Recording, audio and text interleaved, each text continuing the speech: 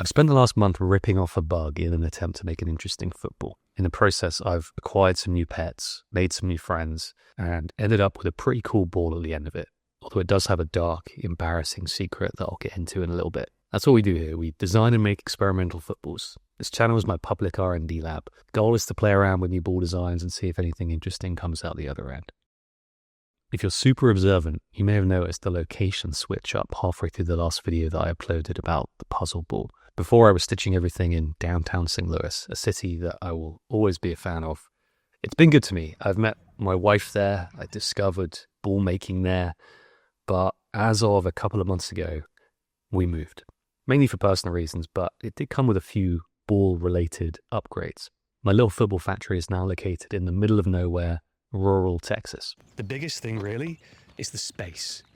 I was a bit cooped up before, but now there's room outside for activities. I've also got a garage, which is nice. No more complaints from my neighbours about running the laser cutter all day. And I have a 15-second commute from the house to the garage.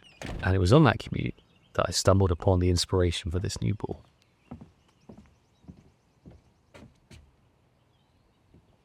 I would call this a woodlouse, but there's a very good chance you call it something else. It's a bit shocking actually how many different names this bug has. I think it speaks to how common they are. There's literally hundreds of different names and nicknames for this thing. It might just be the animal with the most nicknames, but I can't confirm that. The top 5 according to ChatGPT are roly-poly, pillbug, woodlouse, potato bug, and sow bug. If you call it something else, don't leave a comment. They're cool little dudes, they're friendly, they're harmless, they sip water through their tail, but by far the most interesting thing about them, I think, is that they can turn into a ball on command.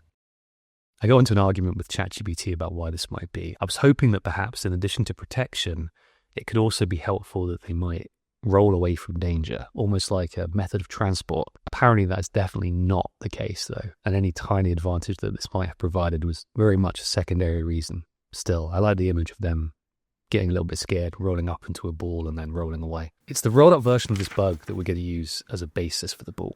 The design process for this ball had been completed millions of years before I even started on this project. We're just going to completely rip off the bug as closely as possible. There's 2 high-level directions that we explored. The first was a slightly easier version that has less panels and would likely make a rounder, and if I was being honest, more practical football. The second option was a bit more crazy though, and included this really small slither of a panel to represent the bug itself hiding inside the sphere. The bug has plates of armor that overlap each other slightly, something I'm going to try and mimic with the ball. So with that in mind, it's the crazier of the 2 options that appeal to me. Each panel will overlap the last panel, creating a slightly jagged surface, but that tiny panel will go below all of them in both directions, which I think will add a little bit of depth to the ball's shape, and hopefully create something that really does look like a rolled up version of the bug. That said though, the overlapping panels create a little bit of a challenge. Normally when you make a ball, the edges of the panels and the stitching itself is hidden inside the ball.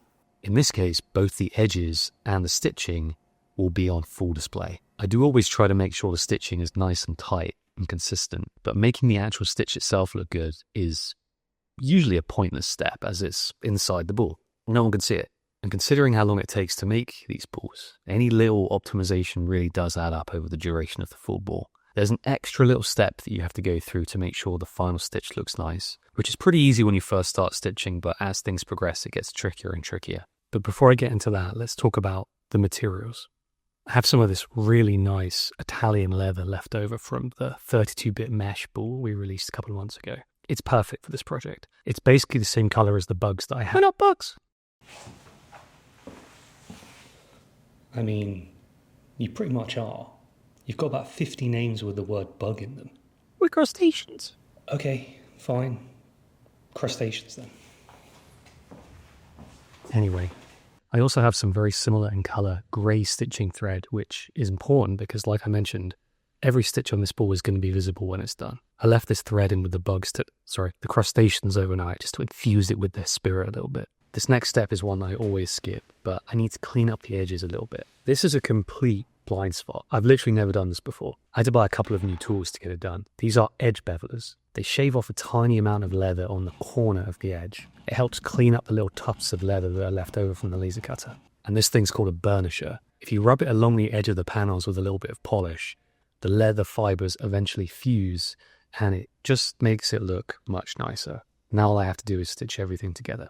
If you want to have a go at making your own ball, check out the Make a Ball kits that I have available on my website. They contain everything that you need to make your first ball. Pre-cut out panels, stitching thread, needles, ball bladder, and even a little bit of glue. There's also step-by-step video instructions from me. It's a great place to start if you want to get into ball making. Anyone can do it, no experience needed. Back to the ball. There's 17 panels that I have stitched together and 1,666 stitches. I started with the most complex part, which is the cluster of smaller panels, just to get it over with. In theory, the ball will get a little easier after this section, but that is offset slightly by the fact that as you add more and more panels, you start to run out of space to work with. Stitching always gives me time to think. This time I was trying to think of a cool opening shot I could use for the short version of this video. I thought it might be interesting to try and 3D print a football pitch, sized so that the bugs themselves could have a kickabout. I've got this little iPhone mounted probe lens that I've had for a while, but really haven't found much use for. I found it really hard to get good, smooth, usable footage out of it. Although I did use it earlier for a shot in this video that you may have noticed, coming back through the stitching thread. I imagine this really dramatic opening shot where the bugs are having a little mini game of football and the camera cinematically just zooms past them. I didn't have super high hopes for teaching them how to play football, but maybe I could let them play for a few hours and someone might randomly score. I very briefly let myself entertain the idea of creating different teams, maybe making a league or running a tournament, but I gave up on that idea very quickly after my first test. I gave them a full 90 minutes to have a proper game and set up a time-lapse camera capturing the entire thing. They ended up just running around aimlessly, occasionally fouling each other, and in 90 minutes they didn't touch the ball once. 2 of them eventually managed to escape, and then they just fell over. They do seem to fall over a lot. When left to their own devices, you just have to watch them for a bit, and there's a good chance that they will fall over. Falling over in the sense that they just get stuck on their back, and sometimes need a little bit of help turning up the right way. At this point, I was growing pretty enamored by these little guys. As a treat for putting up with my little experiments, I gave them a single grape, and they really loved it. Anyway, the ball. As I got further and further in, the ball was starting to get really hard to work on. As you get deeper into more complex balls like this, I often find myself developing little stitching strategies to make it easier. At a certain point, you can't just do the normal needle through the other side, pull it through, because it just gets a little bit too unwieldy. I want to show you the stitching method that I've subconsciously developed to make this slightly easier. And I think it's interesting because it's very convoluted, but I have to do this for every stitch from now on. Here are the steps I go through for every stitch. First of all, grab this needle, put it all the way through this first hole on this edge without pulling the thread all the way through. Then you take this needle and put it through the hole on this side just to pierce the leather. Then you pull that needle out. Then you grab this needle again and put it halfway through the hole that you just created with this other needle. Then you get the other needle and push it through at the same time that needle was coming out. And before pulling it all the way through, this is an important step, loop the thread around this needle. That loop is what makes this stitch look nice. Then you pull that through, pull both needles through, only halfway though. Put this needle down. Now take this needle and put it back through the same hole that the other needle already came through, and then pull that through. And that's all the steps for one stitch. At the start of this video, I mentioned a dark, embarrassing secret, and it's time to come clean about what that is. There's a big problem with this ball. I'm very close to being done here. There's been this lingering doubt in the back of my mind for the entire duration of this project. And I'm realizing that the thing I've been kind of bouncing around in my mind is going to be an issue. And I'm not sure what to do. Hopefully there's a sort of elegant solution to this. The problem is this live edge situation. I'm not really sure how to finish the ball. There's basically going to be no stitching space for me to actually kind of get my needles in and under to finish the ball. Let me just think about this for a sec. Yeah, there's just no way, is there? Like, how am I going to be able to get under? I do have one idea, one possible idea, but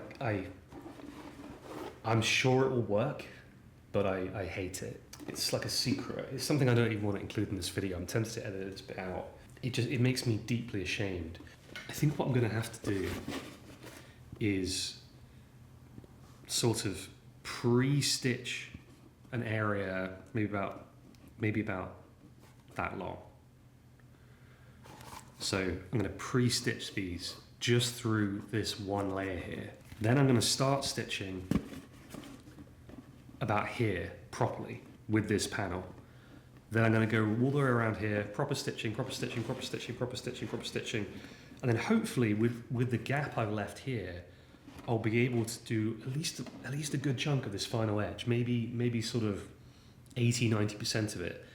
But I'm not going to be able to get in and do this like last row of like 20 or so stitches.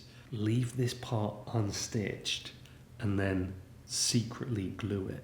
Before attempting that, I threw a quick ball bladder in. I punched a hole in one of the larger armor plates and then carefully glued the ball bladder inside. I found that pumping up the ball at this point is a good way to make sure that everything stays exactly where it should whilst the glue sets. You can see the pre-stitched part of the ball here.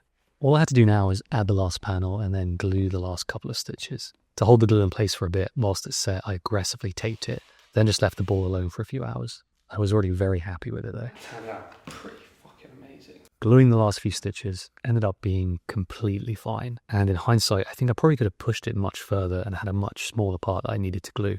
Let's review the final ball. I love how it turned out. It really does look very similar to a rolled up version of the bug. Here's a side by side so you can see. The overlapping panels create a cool effect, and I'm happy that we decided to do the more complex of the two options and include that tiny thin panel that goes below all the other panels. It does mean that the ball isn't perfectly round, but it doesn't really affect play with the ball too much. The panel's too small to really have much of an effect. Let's see what the bugs think. Oh, they're loving it. If you're watching this and you're feeling like having a go yourself, I've published the pattern for supporters of the Ball Makers Guild. If you do end up making this ball and figure out a better process for the final stitch with the overlapping panels, I'd love to hear about it. Don't do it. Don't do it. Don't do it. Don't do it. No!